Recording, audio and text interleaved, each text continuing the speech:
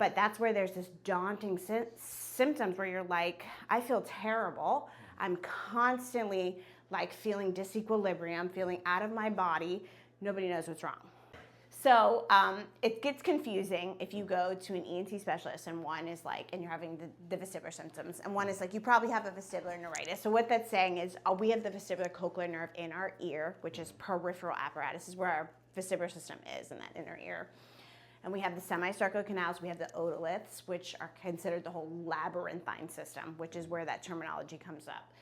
So this is peripheral, and it's sensing. We have like liquid in there and the otoconia. As we move in gravity, things are moving.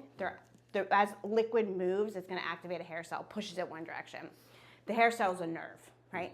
So it fires a sensory signal, says, hey, she's rotating to the left side, she's tilting upside down, she's standing upward, right? And so this first happens in the ear, peripheral. When we think vestibular neuritis, we're thinking peripheral, right? That vestibular system fires centrally to the brain, okay? A lot of central pathways, and those central pathways are also the ones that relate to your autonomic nervous system. So that connection between how does my brain know where I am in space so that I can control blood pressure and heart rate accordingly is that central vestibular pathways, brain, right? So you go to one ENT and they're like, yeah, it looks like you may have this because that's what your symptoms are presenting with. Then you go to the next one, they do an MRI imaging and they're like, we don't see any structural abnormality, which would be like a schwannoma or acoustic neuroma, which is a mass, right?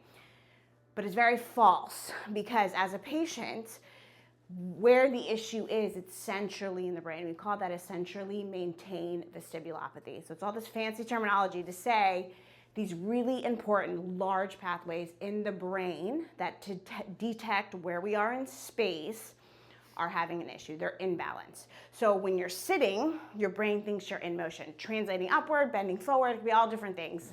And we'll be able to see that with the VNG.